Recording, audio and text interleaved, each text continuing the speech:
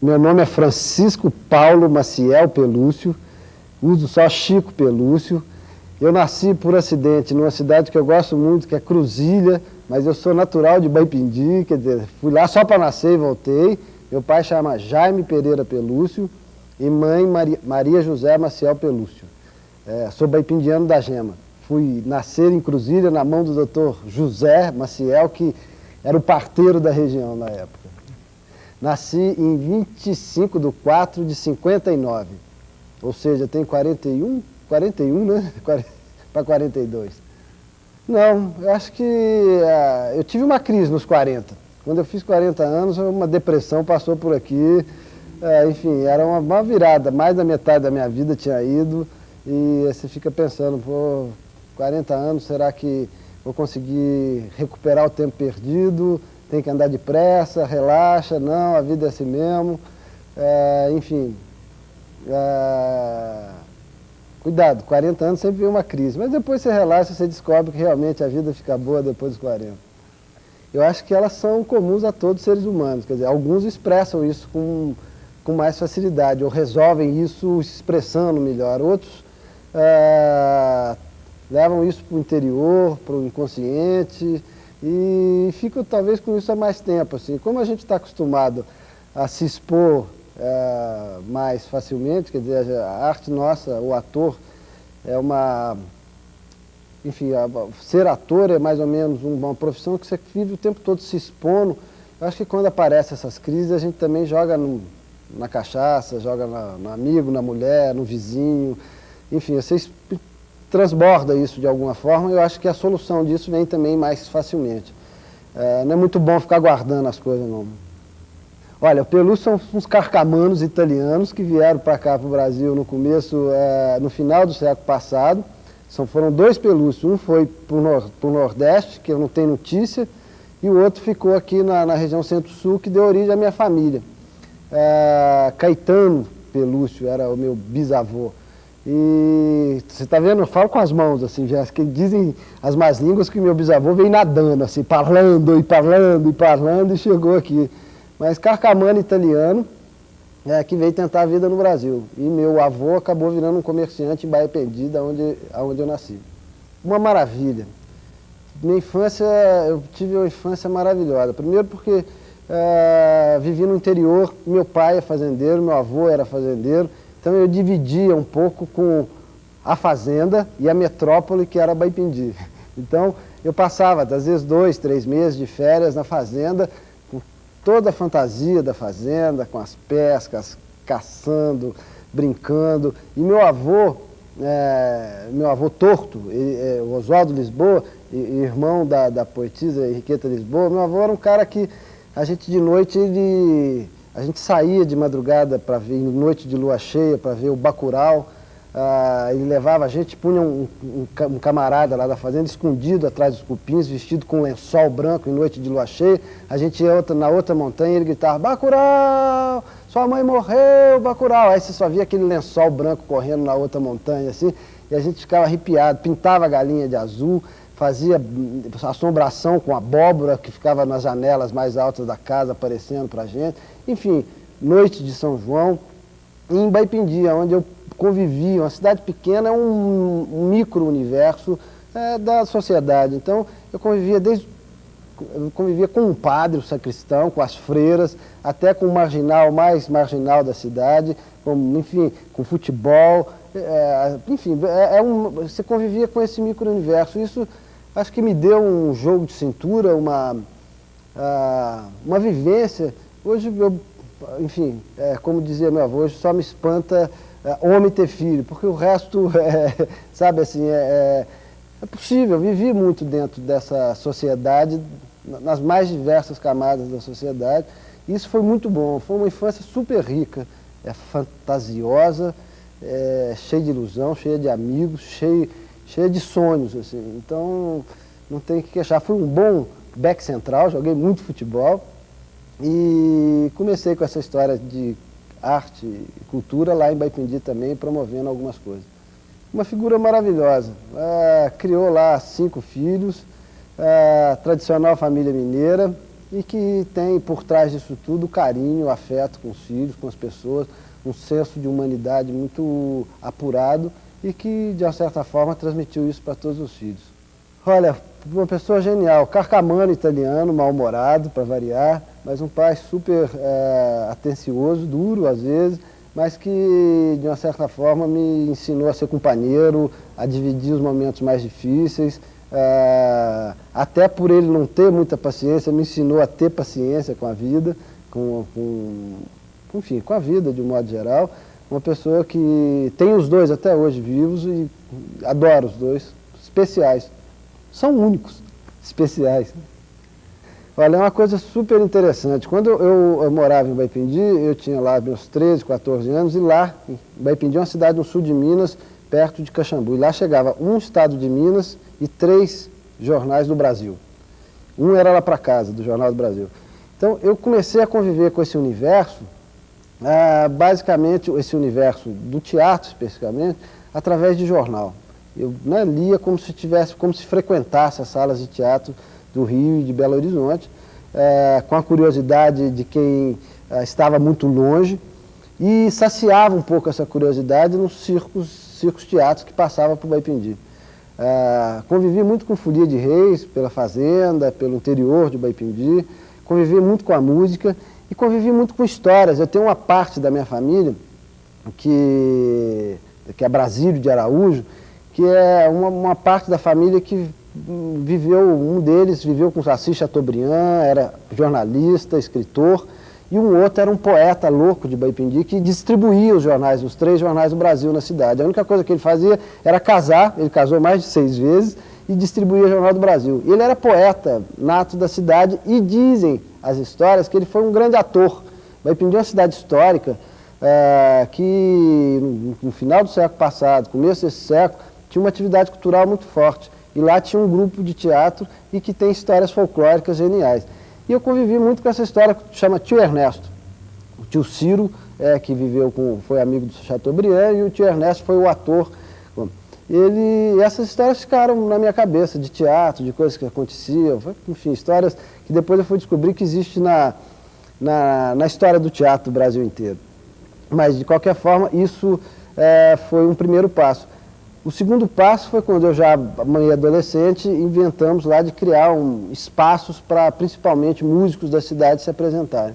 Daí foi um fio de meada, lá mesmo eu comecei a promover, não era músico, não cantava e não fazia teatro na época, mas comecei até pelo aquele espírito adolescente, ilusão, paixões muito fortes. A música era onde a gente queimava, purgava um pouco as nossas tristezas e alegrias que a gente tinha e sonhos.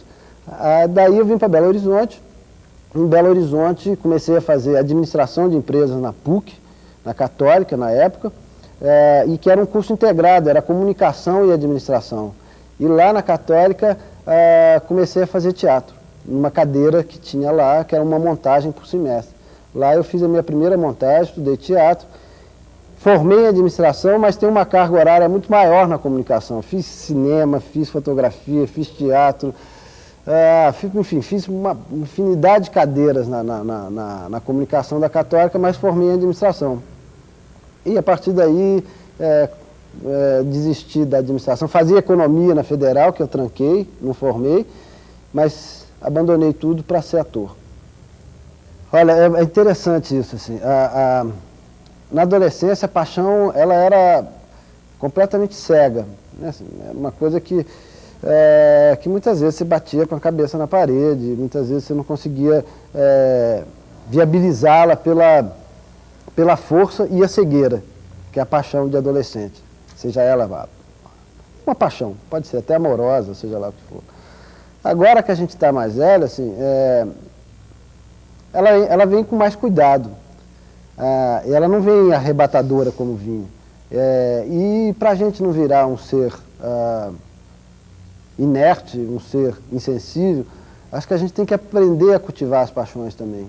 Porque ela não aparece, de repente, tão forte quanto na adolescência. Ela vem devagar, ela vem prudente, ela vem duvidando, ela vem com o pé atrás. E eu acho que a grande ciência do envelhecimento, a grande sabedoria do envelhecimento, é a gente aprender a dar espaço e a cultivar essas paixões. Acho que, principalmente na minha área, que é teatro, que é arte, de um modo geral, é difícil você trabalhar sem ter paixão. Né? Assim, a paixão é que leva. Assim. Agora, a sabedoria é aprender a cultivar e dar espaço para essas paixões. Uau, essa a gente tem sempre, assim, algumas vezes explícitas, algumas vezes não confessadas. Eu sou apaixonado pela minha família, tenho uma filha de 4 anos de idade, que às vezes me rouba um pouco a paixão amorosa, o Édipo vindo aí, né? Mas enfim, ela existe. É impossível você falar, olha, vou me apaixonar por uma pessoa só, uma vez só na vida, porque se apaixona várias vezes pela mesma pessoa, desapaixona também pela mesma pessoa e muitas vezes apaixona por outras pessoas. Agora, é da mesma forma, eu acho que a idade, um pouco, ela ensina a depurar isso, assim. Nem sempre a paixão amorosa tem que significar, às vezes, um relacionamento. Às vezes ela pode significar um trabalho, pode significar um projeto, pode significar uma cumplicidade, pode significar o prazer de ver aquela pessoa, enfim, trilhando um caminho ou se apaixonando até por outra pessoa. É meio difícil, mas é possível. Mas significa um pouco traduzir a paixão, que seria uma paixão amorosa, sexual, seja lá o que for, mas traduzir essa paixão para outras possibilidades. Porque a gente apaixona sempre. Não pode ver uma moça bonita que a gente está apaixonando. Uau, essa é dentrilhada, essa eu acho que é forte, porque tem durado 18 anos. E é uma paixão que não é fácil, assim. Né? É uma cooperativa, nós somos hoje 13 pessoas, e essa paixão ela é permeada por muita dificuldade, desde dificuldades externas, como dificuldades internas, de relacionamento, de tradução de desejos, de criação. E para ter durado 18 anos, eu acredito que foi e tem sido uma paixão forte, assim. Agora, também é um pouco o que eu disse, assim, é uma renovação de vontades, né? Uma renovação de desejos, de projetos, de dia a dia, enfim, é uma paixão difícil, viu? Eu brinco às vezes assim, o galpão, antes de eu casar, eu brincava assim, o galpão é um bom estágio para casamento. Quem passar 5 anos no galpão tá pós-graduado, mestrado para casamento, porque é uma convivência muito parecida, de ceder, de entender, de ouvir, de falar, de ceder espaço, de conquistar espaço, enfim, é um pouco parecido, só que com 13 pessoas e não tem a vantagem de, às vezes, resolver as coisas na cama. Quer dizer, casamento, às vezes, você resolve as coisas por outros viés. E aqui não, aqui a gente tem que resolver no plano racional, resolver no plano até da intuição, mas no plano do trabalho, do profissionalismo. Olha, eu sou, dentro do galpão, eu sou um ator que vem também tentando a cada dia me aperfeiçoar. Uma pessoa que até pelo envelhecimento, já que você começou a entrevista com os 40 anos, também vai desenvolvendo outros desejos além do atuar pura e simplesmente. Quer dizer, hoje eu tenho vontade de dirigir, como estou dirigindo essa peça, já dirigi outras em outros lugares, desenvolvo um trabalho super bacana com o Vladimir e Alexandre, que eu sou um palpiteiro oficial em criação de luz, a gente tem feito isso já com alguns espetáculos. Sou um pouco administrador, mas, né, me formei em administração e tento usar um pouco isso, coordeno aqui o Galpão Cine Horto, já fui responsável pela produção durante muitos anos, e eu acho que, para ser bem generalizado assim, eu acho que busco hoje com o grupo, principalmente, prazer em trabalhar, seriedade, profissionalismo e uma dose bem significativa de afetos nas relações. Tô velho, assim, uma vez eu vi uma entrevista da Fernanda Montenegro, ela falando que hoje ela busca trabalhar só com amigos, onde ela pode confiar, onde ela pode permutar afeto, carinho, e onde ela possa também se expor completamente sem receios, assim, porque sabe que está trabalhando com amigos. Eu acho que hoje, basicamente, eu busco isso. Eu acho que essa é digamos, uma condição que norteia um pouco as minhas opções hoje dentro do grupo e até mesmo fora do grupo. Uau, essa foi uma tarefa que nunca mais eu vou fazer na vida. Aliás, eu atuo até por um acidente de percurso, assim. Eu ia ficar de fora ou ia fazer um personagem episódico que depois desapareceu para que eu pudesse ficar de fora e dirigir melhor.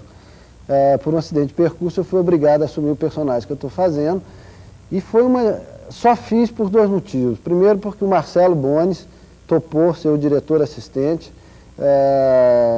Ele é um diretor que eu gosto muito, amigo meu, compadre, e que eu confiava muito no trabalho dele, confio muito no trabalho dele. E segundo, porque o Elton também, um ator, topou ser tipo um stand-by de Chico Pelúcio nessa montagem. Ele acompanhou todo o processo de criação do meu personagem e à medida que eu precisei, ele passava o espetáculo corrido, os ensaios gerais, ele que fazia, eu ficava de fora assistindo para ter uma visão mais distanciada do espetáculo. O conflito entre os dois existe. Quer dizer, é complicado porque, assim, primeiro que eu acho que o diretor tem que ter um certo distanciamento do ator. E eu estando dentro, esse distanciamento fica complicado, porque eu também sou um dos atores. A outra coisa é que é um volume de trabalho muito grande. Né? Assim, você ter a cabeça de diretor, tentar enxergar o todo, e ao mesmo tempo a criação do personagem é uma coisa tão, sabe, tão introspectiva, tão visceral, que esses dois universos, eles são conflitantes. Então não dá tempo do ator, agora que eu estou começando, depois de estreado, que eu acho que eu estou começando a tomar posse do meu personagem, a criar uma cara, criar detalhes, criar, enfim, sentimentos específicos para o personagem, porque nesse meio tempo, sabe, essa cabeça do diretor que tem que ver tudo, não permite essa minúcia, assim, esse carinho, esse tempo. De qualquer forma, está feito, razoavelmente bem feito, né, assim, mas é complicado, é conflitante, não recomendo a ninguém fazer as duas coisas, ao mesmo tempo, claro. Esse é o momento mais delicado e difícil para o grupo. Né? Toda vez que a gente vai escolher um novo espetáculo, é um processo lento, porque nós somos 13, normalmente a gente chega numa definição por consenso. Né? Então é um processo muito lento. Normalmente, na nossa história, os casos são completamente diferentes um do outro, assim. Mas normalmente a gente busca fazer o que a gente tem mais dificuldade. Né? Assim, primeiro a gente tem já um conflito antes de escolher o texto, que a gente vai fazer um espetáculo para palco ou para rua. A gente tem uma experiência de teatro de rua muito forte, marcante, então esse é o primeiro dilema. Aí esse aqui, por exemplo, o trem, a gente ficou mineiramente no meio. Vamos fazer um espetáculo para espaços alternativos, que pode ser palco, como pode ser uma quadra coberta, um ginásio coberto, um saguão, não necessariamente para a rua. Esse é o primeiro dilema. Depois a gente tenta, enfim, ver qual a maior dificuldade, o que a gente quer trabalhar. Quer trabalhar o texto, quer trabalhar a música, quer trabalhar algumas técnicas específicas. Daí a gente começa a buscar possibilidades, desde nomes. Nós não somos um grupo que tem um só diretor, cada espetáculo a gente busca trabalhar com um diretor novo, e o que fazer. Então, normalmente, a gente escolhe a pessoa que vai dirigir o espetáculo e junto com essa pessoa a gente define o texto. Né? Assim, o diretor, normalmente, junto com o grupo, define o texto e como abordá-lo. Mas acontece de várias formas. Esse espetáculo, por exemplo, tudo começou com a vontade de praticar música. Que a gente é muito ruim instrumentista. A gente brinca que, como ator, a gente é bom músico. Sabe assim? A gente tapeia muito. E a gente queria estudar música. Aí foi um fio de meada, vamos pesquisar músicas dos anos 40, e que tem um tema de traição e corno. Fomos buscar isso, pesquisamos e começamos a tocar algumas músicas dessa época, Nelson Sargento, Noel Rosa. Daí vamos pôr isso num pequeno espetáculo. Daí vem década de 20, aí depois vem o cinema. Quer dizer, uma coisa foi puxando a outra, que na verdade foi a origem de tudo foi assim, o desejo dos atores do Galpão de falar sobre o teatro, através da música, de uma comédia musical. Então a gente queria falar da nossa profissão, um pouco da história do grupo. É uma homenagem a Arthur Azevedo, com Mambembe, é uma homenagem ao Trianon, um texto que foi muito sucesso há 12 anos atrás no Rio, a Nelson Rodrigues, às companhias ambulantes, à companhia de Molière, ao próprio Galpão, aos grupos que, de uma certa forma, tentam sobreviver permanentemente do teatro. Então a gente queria falar sobre essas angústias e sobre essas alegrias. E a gente foi delineando um roteiro até que o Luiz Alberto Abreu arrematou a ideia do roteiro, o Tim Rescala foi chamado para fazer a música, Fernando Musi para fazer os arranjos, Marcinho Medina, cenário e figurino, enfim, o Alexandre e o Vlad, que sempre faz as nossas luzes. Enfim, a equipe toda se juntou naquela ideia inicial e dali a gente foi improvisando, o Abreu escrevendo, improvisando. Então quase tudo aqui sai de uma experiência imaginária, não é autobiográfico, está longe de ser autobiográfico o espetáculo. É mais um imaginário de cada ator. Os personagens fomos nós mesmos que criamos e fomos tratando de engrená-los numa estrutura dramática que é difícil também. É difícil você escrever uma peça de teatro. É difícil você criar uma dramaturgia. Não é biscoito não, gente. Sabe? E aí é um processo de experimentação. Você vai, funciona, não funciona, volta, não funciona. E no final, cada personagem tem um pouquinho de cada um de nós. Essa história toda tem um pouquinho da história do Galpão, tem um pouquinho da história de todas as companhias, tem um pouquinho da dificuldade hoje, apesar de ser década de 20, 30, da dificuldade hoje de sobreviver ao teatro. Então foi um desejo de falar do teatro através de nós mesmos. E que o Abreu, de forma talentosíssima, alinhavou tudo isso e colocou isso num texto dramaturgico.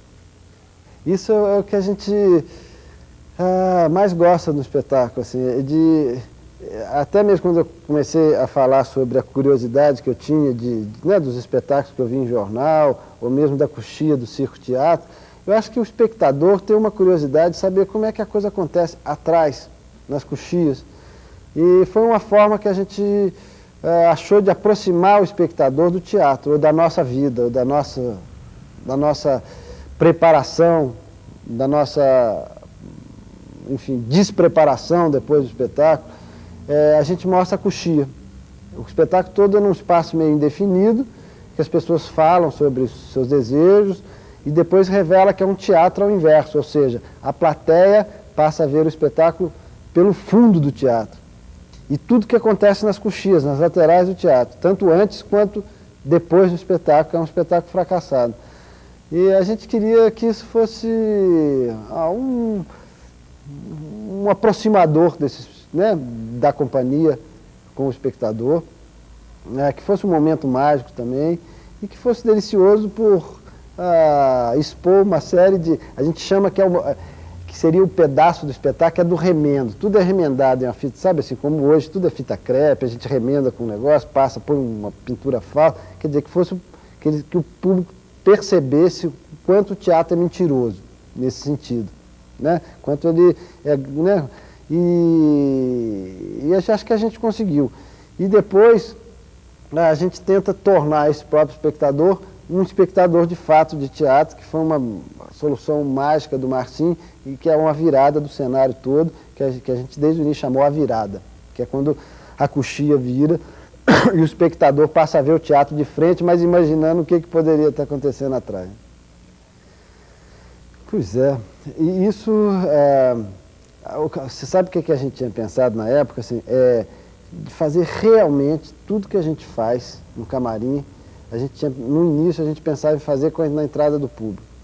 Quer dizer, de estar fazendo os últimos aquecimentos, as últimas contrarregragens, de estar, de fato, se preparando para o espetáculo.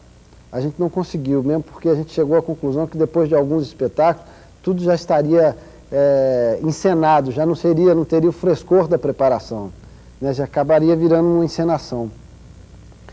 A gente desistiu dessa ideia, mas ficou no primeiro ano. Isso mudou, viu? Isso acabou mudando, mas a gente tentou, nos primeiros espetáculos, que é o contra-rega da peça, o seu Coisinha, ele ficar aqui limpando esse espaço na solidão dele, enquanto os atores da peça não chegam, né? Não chegavam. Então a gente tentou essa solução. Porque, enfim, diretor é muito chato. A gente achou, eu achei, depois nós discutimos um pouco, que acabava um pouco com a surpresa do personagem. Porque o público ficava na dúvida se tinha começado ou não o espetáculo. Num primeiro momento, né, o público até começava a prestar atenção, depois ia se alongando, ia caindo num tempo muito cotidiano, e aí as pessoas iam dispersando, e a surpresa e a magia do personagem se perdia um pouco nessa preparação. Então a gente achou melhor ele entrar direto na hora da mudança da luz, ele já entrava de cara com essa ideia. Aí mudou, ficou mais teatro formal, né? Porque aí dá o sinal, quer dizer, não tem sinal, mas dá um aviso lá, aí anuncia que vai começar, a luz muda, aí o espectador se prepara. Eu gostava muito daquela ideia também, sabe assim, eu queria ter feito isso com todos os atores, mas foi difícil, nós desistimos. Porque tinha que ter um frescor, assim, tinha que ter uma verdade, não da companhia da Alcantil, das peças, mas tinha que ter uma verdade do Chico, do Paulo André, do coisa que a gente percebeu que no terceiro, quarto espetáculo já teria alguma coisa, a gente malandro do jeito que a gente é, ator malandro, a gente teria sempre já alguma coisa armada, umas marcações, e o frescor da preparação mesmo teria se perdido, assim, nesse caso. Aí a gente desistiu dessa ideia, mas um dia ainda vou fazer. Não, o mais difícil desse tipo de espetáculo, mesmo porque muita gente encena e é uma comédia tem um time, um tempo que se você, enfim, relaxa com ele, um dia funciona, no outro já não funciona mais, a gente tem que dar manutenção o tempo todo. Principalmente porque tem muita música e nós somos péssimos músicos. Então, para tocar razoavelmente, a gente tem que estar tocando sempre, preparando. Então, a gente mantém, pelo menos, uma manutenção do espetáculo quase que diariamente. Agora, como é um espetáculo muito novo, a cada dia a gente vem processa uma pequena mudança. A gente está azeitando e está deixando o espetáculo, os atores se apropriarem um pouco do espetáculo, do seu personagem. A hora que essa massa crescer um pouco, a gente vai descobrir onde é que ela está mais fraquinha, onde é que ela está mais manchada e processar o último ajuste do espetáculo, que possivelmente vai ser para a temporada de fevereiro. A gente está deixando esse bolo crescer, essa massa se definir um pouco mais, o ator está mais à vontade, para depois fazer o último ajuste. A gente já tem até caminho já. Olha, eu já saí do galpão uma época, né? Teve um momento em que eu achei que estava bom a experiência, sabe? Já tinha bastado assim, a experiência. Não, eu acho que a gente não conseguiu superar uma série de dificuldades. Acho que do coletivo, acho que minha, de todos nós, assim, né? Não é difícil individualizar as coisas num trabalho coletivo, assim. É como num casamento, né? Assim, sabe? Que acaba porque os dois, ou começa porque os dois, né? Não tem... eu acho que a gente não conseguiu superar e naquele momento eu achei melhor, ou a minha contribuição, ou o que eu aguentava, o que eu podia fazer na época era sair do grupo. Eu saí, fiquei um ano e meio fora, isso foi em 85 mais ou menos.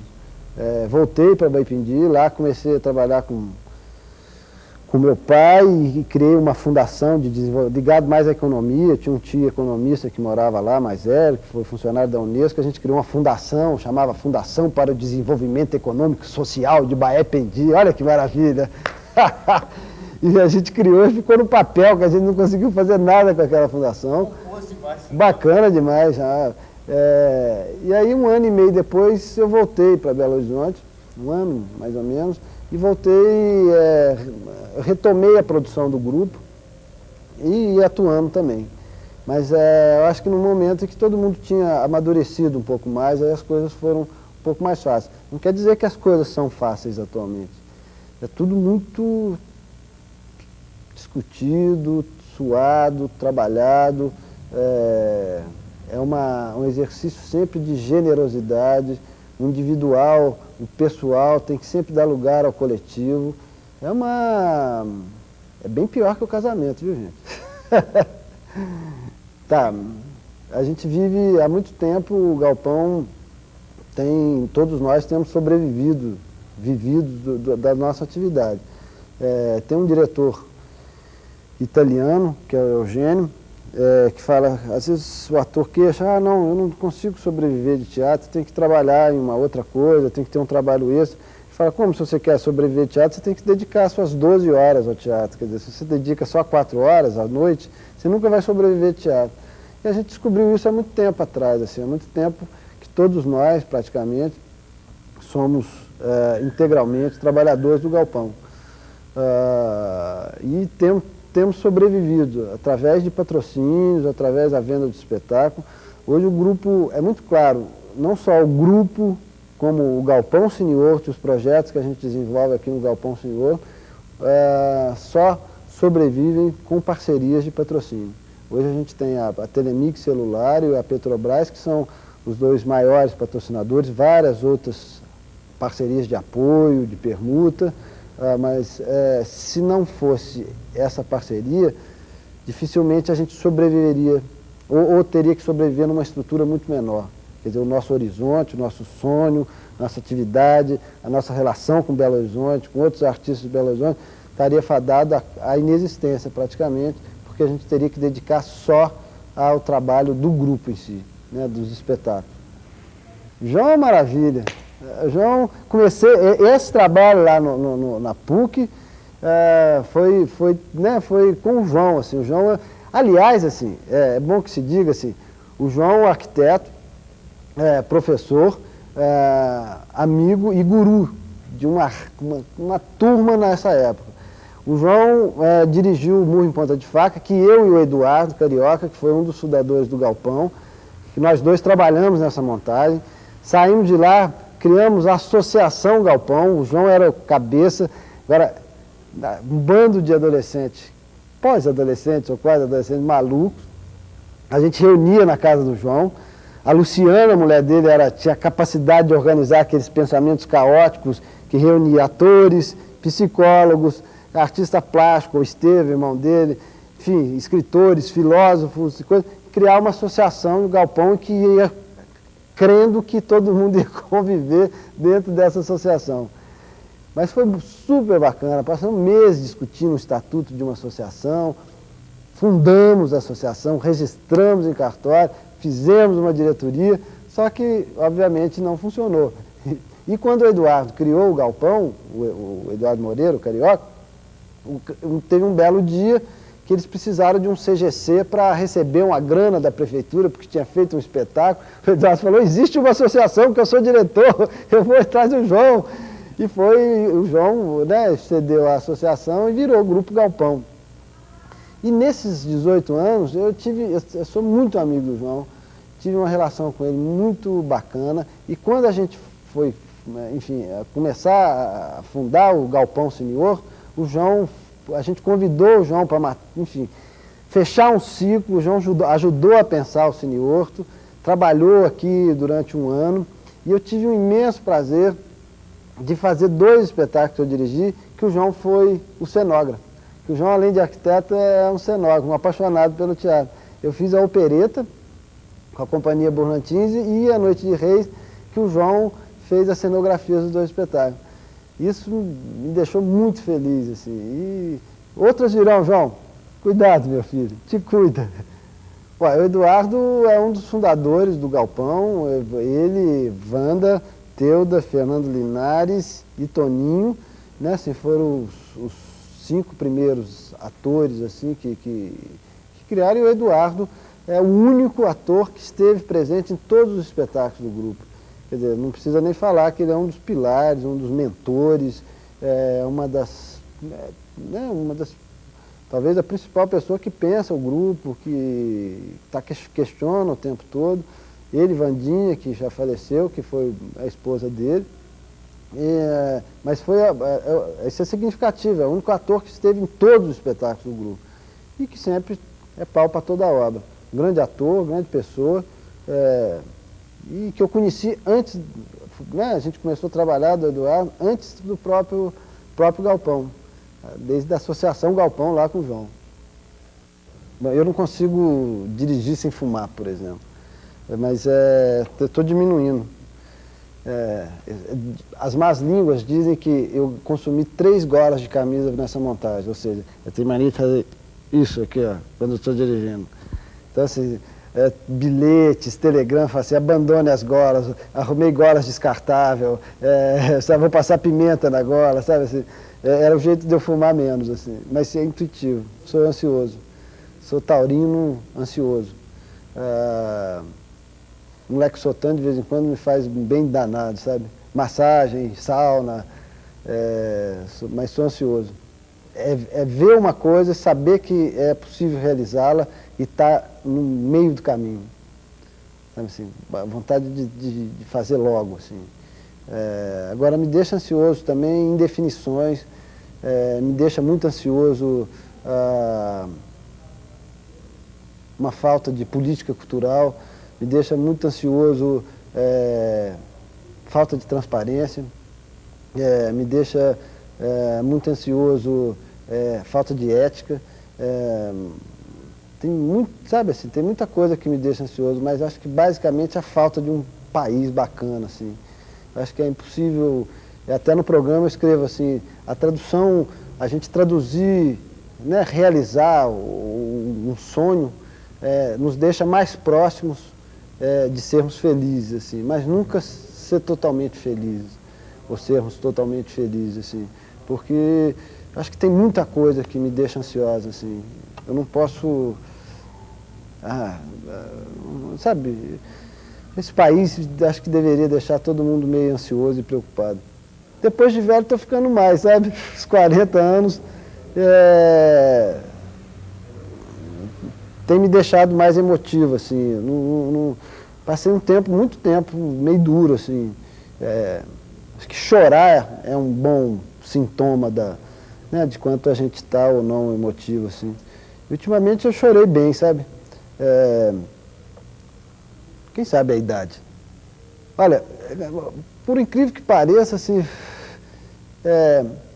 quando a gente acabou a temporada lá em Londres, do Romeu e Julieta, depois de quase 10 anos de espetáculo, 8 anos de espetáculo, de muita dificuldade, que foi um momento muito bonito, assim, e que foi muito difícil a gente ir, a gente teve vários problemas de ordem pessoal, profissional, para chegar lá em Londres, mas quando aquilo arrematou uma história que começou muito bonita, que estava chegando num ponto, coisa, eu chorei bem, assim, chorei bacana, chorei gostoso, assim, porque por felicidade, isso é bom sinal, antes isso do que, mas isso, essa sensação de ter realizado, né, do coletivo ter se realizado ali, do grupo, de uma comunicação, e de estar chegando nas pessoas de uma forma mais nobre, mais poética, mais humana, mais digna de um ser humano, assim, digna de relação de dois seres pensantes e que se emocionam. Isso é um prazer muito grande. Isso me emocionou muito. Mesmo sabendo da dificuldade da língua, eu fiquei muito emocionado, assim. Enfim, e a gente chora também. Hoje eu estava até numa entrevista também, indicando um livro, né? Indicando um livro. E como a gente tratou de uma comédia musical, e tratou de sentimentos leves, apesar de terem por trás umas angústias pesadas, etc., mas sempre de uma maneira mais leve, com um final feliz.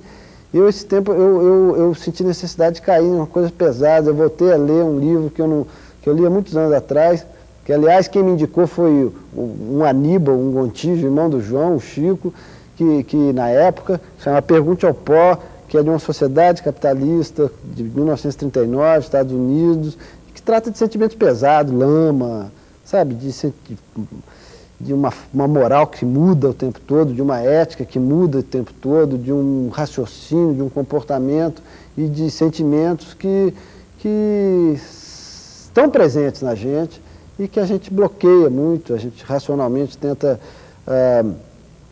conduzi-los da melhor forma, mas me deu vontade de voltar nesse lado dark, escuro, imundo, lama, fedorento da alma de cada um de nós. E isso também me faz, às vezes, ver um amor acabar, essas coisas todas. Tá, que bobajada. Depois você corta isso. Eu acho que não. Eu acho que tem pessoas mais emotivas lá, dentro do grupo, assim. Eu estou meio manteiga mesmo, ultimamente, assim, mas eu sou meio duro, sabe, assim, às vezes dentro do grupo, até por esse lado taurino mesmo, assim, ou pela responsabilidade de administrar algumas coisas, de sempre estar envolvido com planejamento. Isso é um lado muito árido, assim. Então, às vezes eu sou meio insensível para algumas coisas e que é muito bom ouvir os companheiros, vê-los. Essa conversa, às vezes você tem absoluta certeza de uma coisa, que ao ouvir o outro você fala, bom, não é bem como eu penso, as coisas podem ser diferentes. Nesse sentido, assim, eu acho que tem pessoas que têm uma sensibilidade mais constante, uma emotividade, às vezes, mais constante que a minha. Tem hora que eu sou meio duro. Finjo que não. Finjo que não tenho medo da vida. A gente tem. Né? A gente tem. Acho que tudo, até a gestação de um projeto, a gestação de uma paixão, a gestação da minha filha, andar de avião, andar de noite a pé nas ruas, eleger um candidato, isso tudo me mete medo. Porque isso tudo traz surpresas, às vezes muito agradáveis. A minha filha é uma surpresa muito agradável. Agora, a política é uma surpresa completamente desagradável. O que a gente vai encontrar no trânsito é uma surpresa quase sempre desagradável.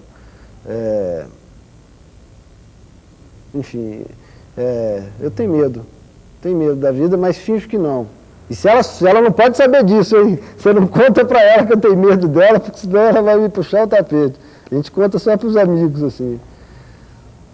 Essa é uma questão que a gente bate todo dia aí, né? Às vezes eu fico pensando, o ciclo da vida, ele é muito, espero que seja muito sábio, assim, no sentido de a própria velhice, assim, a própria impotência de realizar ou de fazer, espero que não seja através da dor, mas ela vai nos reconfortando com a possibilidade da morte. A morte é apesar de saber que todos nós vamos, como dizia meu belo avô, da morte não escapa nem o rei nem o papa, né? E para morrer basta estar vivo. A gente tem medo dela, obviamente. Agora, espero num determinado momento chegar para ela e falar, venha minha querida, venha que será bem-vinda, venha, mas eu não quero que seja pela dor, é claro. Mas quero pelo reconforto, pela missão cumprida, pelo tempo vivido, pela felicidade dos que vão ficar. É uma eterna, a gente nunca sabe o que vai ser, mas ela está presente o tempo todo. Não, gente, essa foi uma tragédia, foi uma tragédia. Foi uma tragédia. Olha, eu não sou católico, não sou religioso, sou um meio ateu, assim, acredito muito nos homens, e se teria alguma coisa de religioso, quando eu tenho que recorrer a alguém, recorro aos que já foram. E a morte da Wanda é uma coisa que eu não explico, não se explica. foi uma fatalidade, mas uma pessoa tão, enfim, tão cheia de vida. Porra, quer dizer, você fala, por quê? Pra quê? A troco de quê? Pra onde é que foi? Enfim, foi uma perda muito difícil de ser digerida, assim. E só foi digerida porque, na época, o Gabriel estava junto com a gente, Gabriel Vilela, e só foi digerida porque a gente trabalhou em seguida. Ela morreu uma semana depois, a gente estava num processo de montagem da Rua da Amargura, Vida de Cristo. O Eduardo, esposo dela, fazia o Cristo, fazia o Romeu, onde ela fazia a Julieta, e a gente resolveu presenteá-la de alguma forma, fortalecendo o grupo, que foi um projeto de vida dela. Então a gente resolveu muita coisa, pequenas, bobas coisas, e grandes coisas, meio como homenagem, meio como perpetuação de um sonho que foi dela desde a criação do grupo. Mas, barra pesada. Olha, a arte acho que tem um compromisso de recriar a vida.